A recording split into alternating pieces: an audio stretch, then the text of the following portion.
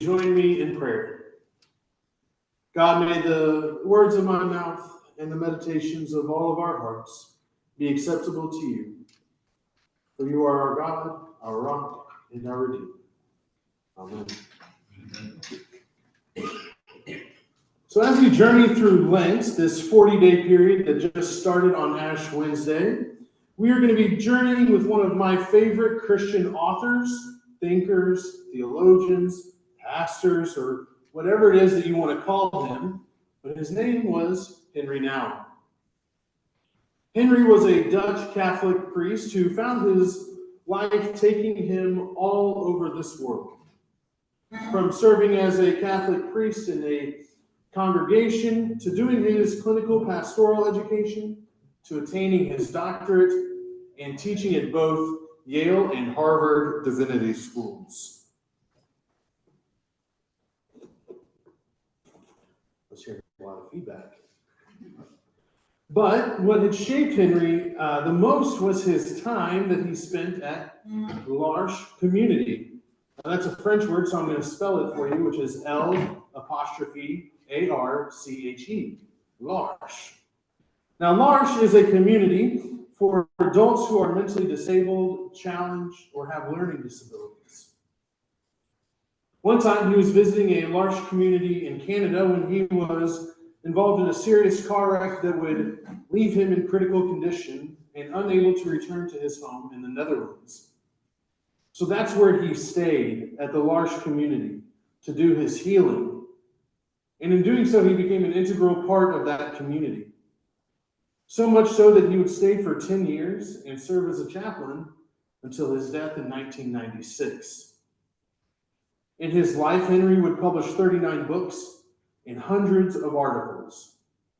His writings have influenced how pastors approach pastoral care and taught how to live a life of prayer, where every thought, every breath is not just a prayer spoken, but that it becomes so ingrained in you that your life becomes prayer. So throughout Lent, we are going to be hearing some of his words along with the scriptures that we hear as well. So let's remember the words from Ecclesiastes that we just heard Barry read and hear these words from Henry Nouwen. Our lives vibrate between two darknesses. We hesitantly come forth out of the darkness of birth and slowly vanish into the darkness of death. We move from dust to dust, from unknown to unknown, from mystery to mystery. We try to keep a vital balance on the thin rope that is stretched between two definitive endings. We have never seen or never understood.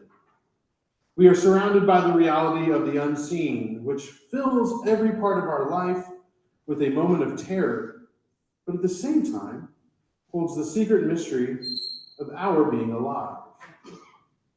The first part of that I'll repeat. Our lives vibrate between two darknesses. We hesitantly come forth out of the darkness of birth and slowly vanish into the darkness of death. Now, the book of Ecclesiastes that we just heard from also comes from the wisdom tradition of writing. Wisdom literature wrestles with questions, but guides people how to live a particular way of life. We have wisdom literature now in America and in 21st century America. They're called self-help books. But another major modern day wisdom literature, it's not necessarily a self-help book, but it comes to us from the AA community, their Big Book, another wisdom literature. But a few weeks ago at this table, Bill Carter said that he changed the word wisdom to vision. That took me for a little spin. Because wisdom is vision. Being able to look into the future with lessons from the past. Not in a I see the future type of deal, but using what we've learned in our lives to forecast the future for us. Be thou my vision, be thou my wisdom. But Ecclesiastes was written to pass down wisdom of what this life can mean for us. Now, if you decide that you want to read Ecclesiastes throughout Lent, I encourage you to do so, but be warned, you can find it to be quite the depressing read. I mean, outside of the greeting, the first line in Ecclesiastes is meaningless, utterly meaningless. Everything is meaningless. It's literally the opening line to Ecclesiastes. So it's a real joyful read. But the main point being addressed in Ecclesiastes is also found in the first chapter. The author writes, one generation goes its way, the next one arrives, but nothing changes. It's business as usual for old planet Earth. The sun comes up and the sun goes down, the same old round. What's there to show for a lifetime of work? A lifetime of working your fingers to the bone? There's the question.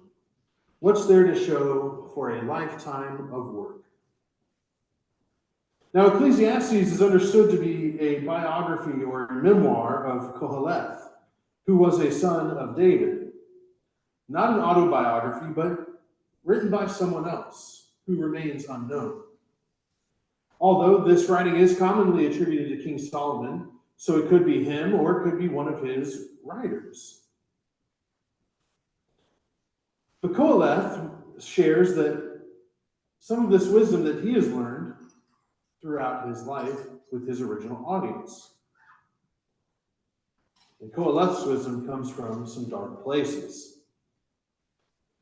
Koheleth writes that there is a time for war and a time for peace, a time to build up and a time to destroy.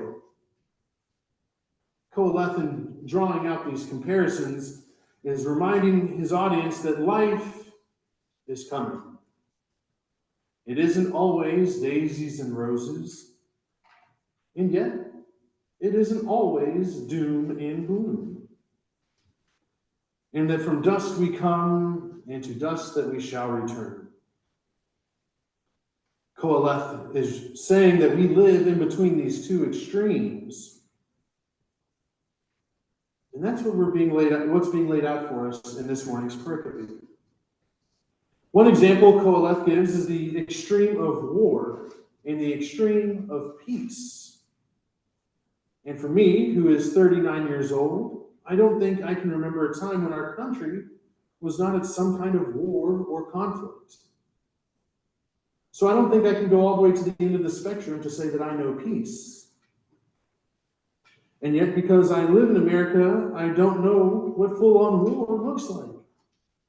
There are people in our congregation that do, but I don't.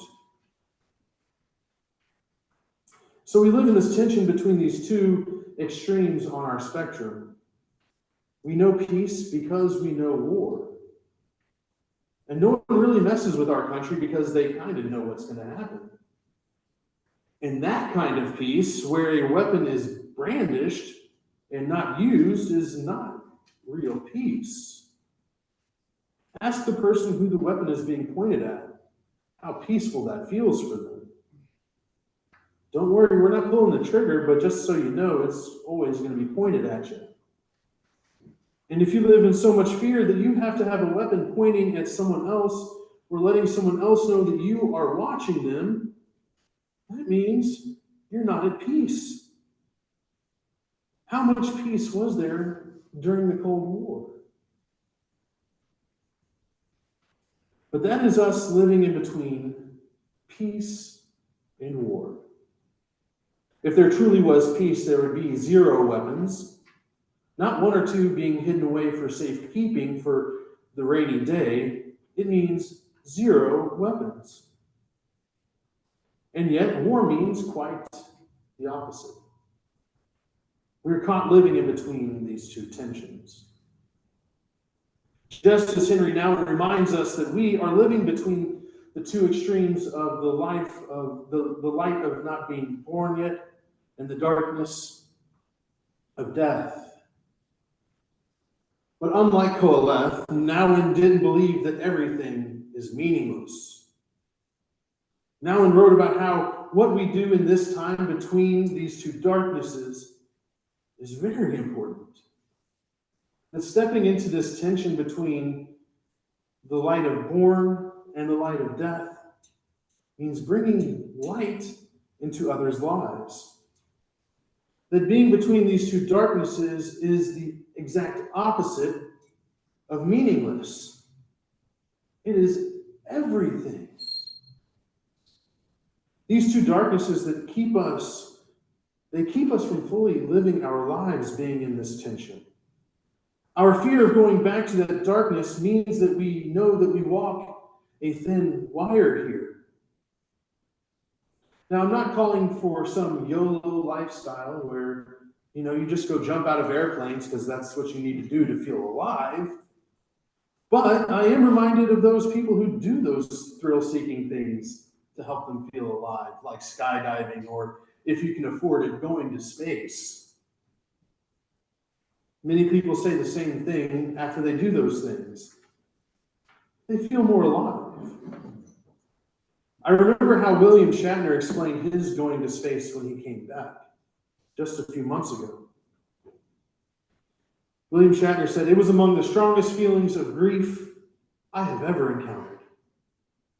The contrast between the vicious coldness of space and the warm nurturing of earth below filled me with overwhelming sadness.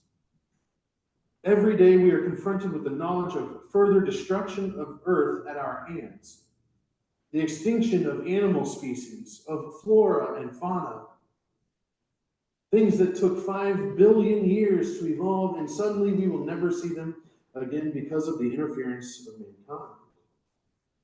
It filled me with dread. My trip to space was supposed to be a celebration. Instead, it felt like a funeral." Talk about being in between that tension of two darknesses. There's something about getting near the other extreme that reminds us of how beautiful and how fragile it is to be alive, and how fragile and beautiful it is to be on our home planet Earth. This Lent, I'm not advising you or telling you to risk your life and do something crazy to help you feel more alive.